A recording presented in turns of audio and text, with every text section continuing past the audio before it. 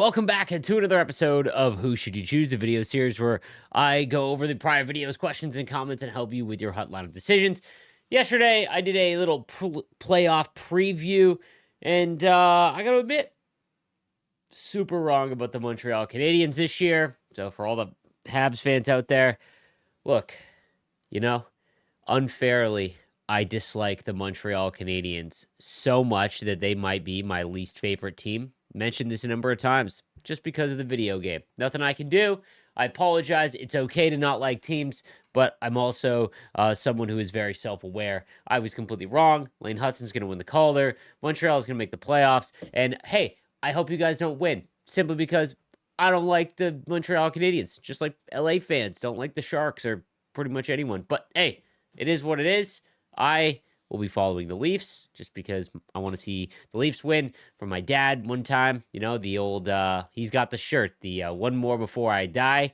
And I'll be at game one. So for anyone that's going to the Toronto-Ottawa series, I can't wait to relive my childhood. And I hope that the Leafs come out on top. Not betting on it, though. That being said, let's get into some of the recent questions.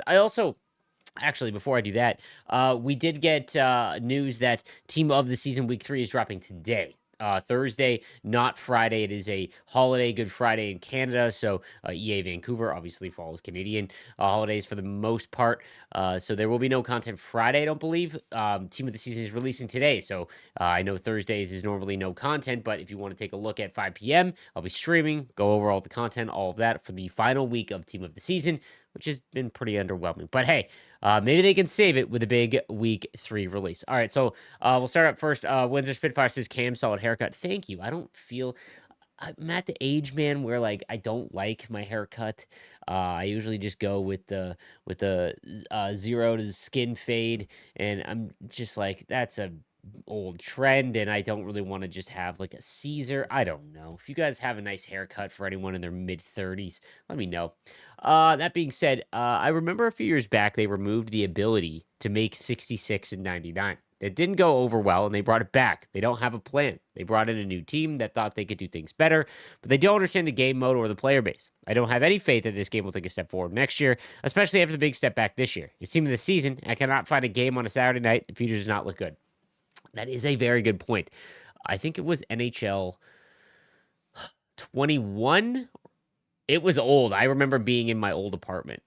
So it was a long time ago. That was when you had to build up and you had to get, I believe it was Gordie Howe and Guy Lafleur and a couple of others, and you had to get all of them before you could get that specific, like get Lemieux or Gretzky. You had to get the individual cards that were one below, and it was a dice roll, and it ended up being awful because you could get Gordie Howe like 7 times. Again, I'm mixing up the card names, but you know what I mean. It was like Messier, I think, and you just couldn't.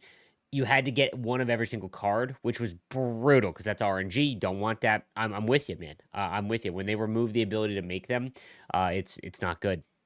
And as well as this is definitely the least in terms of just general. I don't want to say excitement. Again, I mentioned this a number of times, guys. We always harp on the game's dead. The game's dead. It is because that is a normal life cycle of a sports video game. Whether you want to admit it or not, every sports game has like a 70% reduction in its player base the second the season ends of that game. I'm talking like the NHL regular season's about to end, the playoffs are about to start. Half the league doesn't make the playoffs, so a lot of those fans are just checked out entirely. They get into baseball and MLB, but MLB The Show, which in my opinion is a much better game overall. Obviously, it has much more resources, but still, it's a much better game overall. October comes, player base dies. Like, that's just how it goes. Same thing with NFL and FIFA, and obviously those player bases are 10 times the size, so the drop-off isn't as dramatic. But this year in NHL, yeah, like, it just feels like all of the stuff that we used to be excited about, we're not because it's different. And I think if we go back years ago, we'd be kind of complaining that everything's always the same. But I don't think we realized that, like I said, I think that over the last 9 years of Hut, they've figured out the best way to release Hut content. And it sucks that, they can't really do anything to change it up. And we just want the same old stuff. But, like, that's what we like. And it's just like, okay. And instead, they changed everything. and a lot of it hasn't hit. So, I don't know. I have to have faith because I'm going to play the game next year, and I'll do my damnedest. If they ever ask me for my input again, I will give it. But I don't know. They need to make the missions and fix. They need to take the missions and fix them. Play as you want is actually play as EA dictates is annoying and drives people away. Yeah, 100%. I think that's I don't know if you're talking about I'm assuming you're talking about objectives. I agree. I think that the only objectives that are okay to be in the game is score goals, get assists. I want to say shutouts or maybe games with over 900 save percentage or a certain threshold because that is what you're trying to do online. I think that if you work backwards and it's like, okay, how does someone play the game in the most difficult way? It would be online. Regardless of what division you're in, it's harder than offline for the most part, unless it's pro difficulty in moments because that is just ragdoll sliders. But other than that, it's online. It is the hardest way. So you have to be like, okay, can we complete these objectives by just playing online? If the answer is no, then you need to figure out a way to make that happen.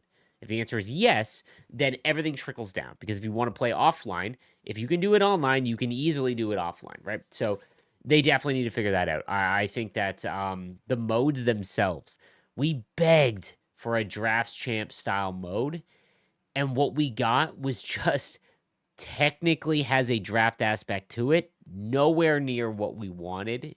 I've said this a number of times since it was released with Wildcard. It just doesn't have an identity. It's trying to please too many people. It's trying to please the offline crowd. It's trying to please the online crowd, and in my opinion, it does neither.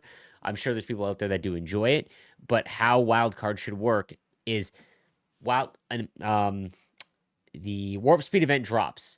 Okay, your entire draft is all Warp Speed cards. I'm not talking about. It doesn't have to be all Master Set player items. It could be like a choice where you could use, let's say, 3. If there's 5 released, you could use 3, but you get to choose which ones you want. And then all the other cards in that in your lineup are from that event, right? Like, and maybe you can draft and go through, and maybe you have a few that you can sprinkle in. But that's how it should be. It should be an event, a mode that almost allows us to test the new cards, right? Because there's really no way to test new cards, which would be sweet. On top of that, it should allow players that do not have a ton of resources or a jacked up team to compete and play. Like if you're someone who is even pretty good at the game, but you only play like a couple hours a month, right? You can't go into rivals in January. You'll get pretty smoked based on your team, right? Like you'll be able to beat a lot of players that are worse than you but have a much better team. But eventually you're going to run into the point where like, okay, you're just getting blown down the boards. There's nothing you can do.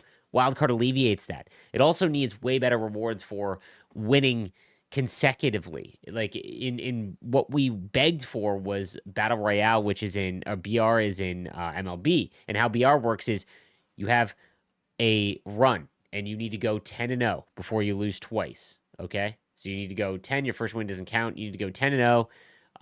And then if you are able to do that, it's consecutively gets harder. You get unbelievable rewards, fantastic rewards. It'd be a guaranteed, I don't want to say master set player item, but around that overall, that's how it should be. And it wasn't. So like that's tough. Rivals, I don't know what you can do with rivals simply because the game is so reliant on ping. And I don't know. They'll never go back to peer to peer. And I don't know if that would be good. I remember back when it was peer to peer. For anyone that doesn't know what peer to peer is, it's you match up with someone's internet connection and you basically take what their internet connection is, what your internet connection is, and then you meet somewhere in the middle and you both experience the same.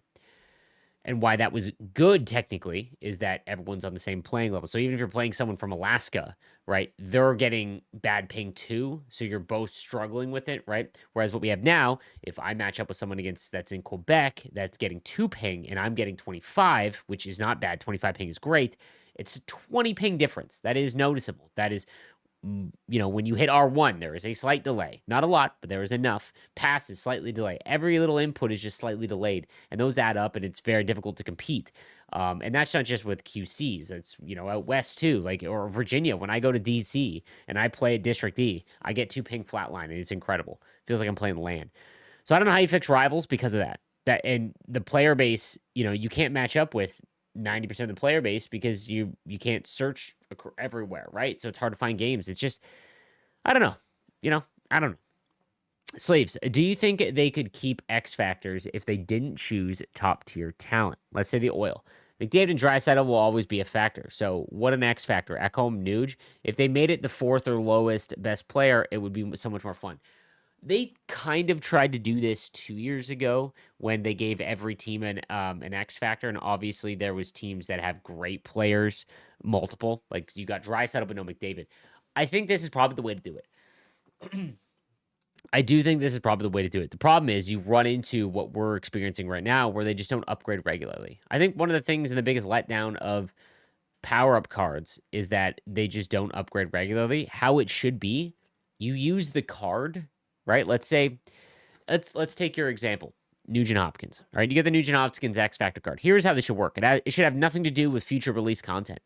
Score 200 goals with Nugent Hopkins. He gets a +1. Okay? Win 250 faceoffs. Make it a lot. Like, don't make it a little, make it a grind, and you will get a +1 overall. And then you can have these tiers locked by date. So let's say you don't want X factors to exceed 87 overall at launch, okay? But if someone wants to grind 500 goals with Nugent Hopkins, let them. Like, if that's how they find fun and enjoyable, let them go do that. If they score online, make it a modifier. Like every 1 goal online is 4 offline, right? So then that way you're not waiting. This is how every upgrade card, in my opinion, should work. You're not waiting for the newest release cards, right? Like we're getting so many fewer cards, which I don't think is a bad thing. I think that as long as they're relevant and somewhat usable, it is, that's an argument to be had in itself. But I think that because they don't get upgraded regularly, we're just like, man, they're so useless. But imagine we upgraded them by playing with them. Like, God forbid, we're chasing all these stupid objectives. Make those objectives with an individual card. I believe that tech is there. It is. Because what could happen is launch of the game. 32 X factors are released. You do the moment, okay? You do their specific moment. All right, there's 32 of them. You unlock that X Factor card. It could be 80 overall, let's say. And it has the master set art, okay? Now you go over to objectives, scroll over to the X Factor tab, and now you can scroll down to it unlocks the Ryan Nugent Hopkins X Factor objectives, okay? And now you see, score 200 goals or 100 goals with Ryan Nugent Hopkins, he goes up to an 81 overall. Get 250 assists, or let's say it's like relevant to his season. Let's say he gets like 75 assists because that's his career high. I'm making it up, right? Unlock another one.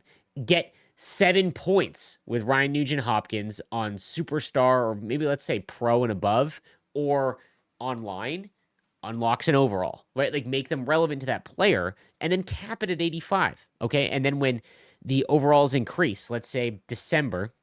Okay, now the 88 can be unlocked. You get a new objective. That objective is like win 250 faceoffs or something along those lines. Get 150 hits if the X factor is a grinder, like Tom Wilson is the X factor, right? Like that's how it should be done, because then we're doing stuff with a specific card and we feel like we're Ultimate Team games should have a grindy aspect to them. It should be like RuneScape, where you're chopping trees. It's mind-numbingly boring, but we're getting somewhere, right? We're getting somewhere. The problem is when you make the objectives mind-numbingly boring, but we also don't have any excitement to use that card, that's where you run into the big issues, right? So I agree with you. It should be lesser known cards, but the upgrades and how it came to be, it should be unlocked and upgraded based on what we do, not future content release, because they're not hamstrung. Then it's like, oh God, everyone's complaining that Taylor Heisey hasn't gotten an upgrade. They don't need to release a Taylor Heisey card. They don't. You have an X factor that you can earn to unlock. I just blew my mind because I think that's a banger idea. Let me know if that is. I literally just came up with that after reading that comment. I hope to God that has legs. That would be sick. There is not anything that is keeping me playing Hut this year. By the way, I was in love with Hut until pretty much COVID, but this year was what was that content team doing? No chase cards worth it at all. Poor champs incentive besides a few champs I played, 10 wins like Newendike, for example. Team building was a mess. Completely random team of the week each week. Really poor value for daily cards, etc. I never put any money into the game, and I was thinking this year, who does? Pack value is so low, it is not tempting to put money this year. I'm probably stopping to grind the mode next year for the first time in a while. Great content, Cam. You're part of my Hut journey for a while now, and I want to thank you for that. I don't like I said, I think that if it wasn't for this being my career, I probably wouldn't have played Hut this year. It has been, I've found for a majority of the season that it has been not enjoyable for me because I don't like the meta this year. And there's a meta every year, but this one specifically, I don't know why. It's just, ugh, you know? Um, on top of that, team building, yeah, I agree. It's very easy to be no money spent this year. It is. There's like you can get a great team, a usable team, by just randomly playing, doing a bunch of moments, and it for free. It is still very easy. If you look at my no money spent team, this is the least I've played. I still have a phenomenal team, right? Well, you mentioned one thing though. At the launch of the game, one thing that was super concerning to me was that the packs that they offered in the store, those weren't worth it. Like it was legitimately like $100 used to get you. I used to do $1,000 pack opening on launch every year. It used to be my big thing. I used to have the best team. Everyone wanted to see the best team. That was kind of like my gimmick, right? Which I ended up hating because I don't like spending money on that stuff. I don't. I think it promotes a bad thing, which is why I don't show a lot of pack openings on my channel. The You used to spend $1,000 and it'd be like, dude, I have every icon. I've got a like base Connor McDavid or whatever the top end cards. And this year was like, man, you got nothing. It was bad. Like it was bad to the point where like if I know people are going to spend money, but it was like even if you wanted to, there was not packs that were like, yeah, these are the ones you should buy. They came later on because when money starts getting impacted as a business, you start going, why are people not buying? Let's change this up. And it forces change, right? And you saw a lot of that this year. There was a lot of like, well, remember the team builders. No one was making team builders. I guarantee you they saw the data on the sets and how many people were actually doing team builder sets. Lo and behold, we ended up getting team builder packs, right? Like that's what impacts that stuff, right? And this year, I don't disagree with any of your complaints, right? Like they are valid, right? I still enjoy playing hockey, and the video game itself is fine. You know, it's just there's been a lot of going backwards, and I don't know if I'm like over that, but lack of progress makes you lose hope, and when you lose hope, it's like, yeah, you know. Are any of the 93 cover athletes worth it, you think? Not really interested in making it to the team of the season as I got Obi and Werenski. I'm thinking of making Stamkos, Forsberg, Matthews. With Stamkos, it's my favorite NHL. Very underrated, but my righties is pretty much loaded, and he has Born Leader. I try to have a guy with Born Leader on each line. Good idea. I was thinking of making him center one, move everyone down, bench Kucherov, and put Gretzky right wing three. With Forsberg, he seems like a pretty decent card with 95 faceoffs.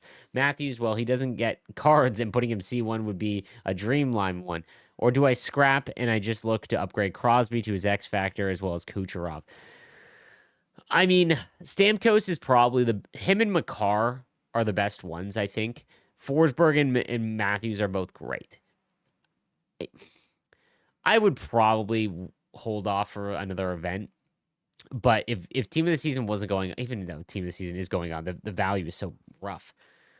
Based on your team, I think you do need a centerman. I'd probably go Forsberg or Stamkos, whatever one you like more. Though one of those two.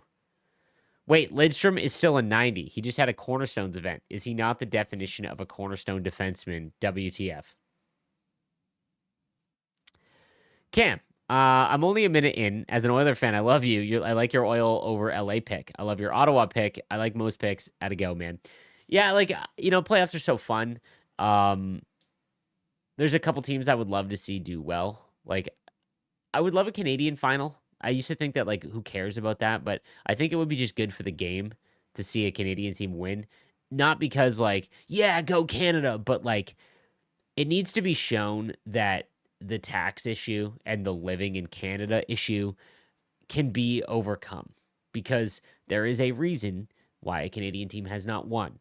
And they've had great teams. Edmonton is a phenomenal team. Toronto's had great teams. Even Ottawa with the Carlson era, Vancouver during the Sedins. It's just people don't want to live here. People don't want to. The teams can't play on the same field because of that and taxes. Like if Winnipeg were to ever win a Stanley Cup, I'm not. I'm not over.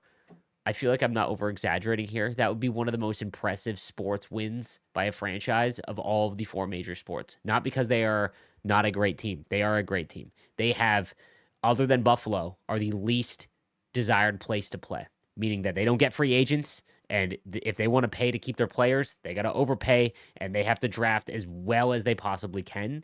So if Winnipeg were to win, like, it would just be so mind-boggling, but everyone would overlook that because, hey, they're the President's Trophy winning team. But that in itself is insane because, again, as someone who, is now middle-aged and in Canada, I can see why I used to always be so blown away by why don't stars want to play in Canada and it's our game and all of that. It's like, man, because they have to live here 6 months out of the year. And yes, it's like, why don't they go live in Florida in the off season? Because during the season it is frigid. You pay insane taxes and it's just like, it is what it is, right? So that's a whole other debate. But nonetheless, that's going to do it for today's episode of Who Should You Choose? I will see you guys later on today for the Team of the Season release. And if you miss it during the live stream, I will have a video breaking down all of the final Team of the Season release. Thank you guys again for watching. I'll see you next time. Have a good one.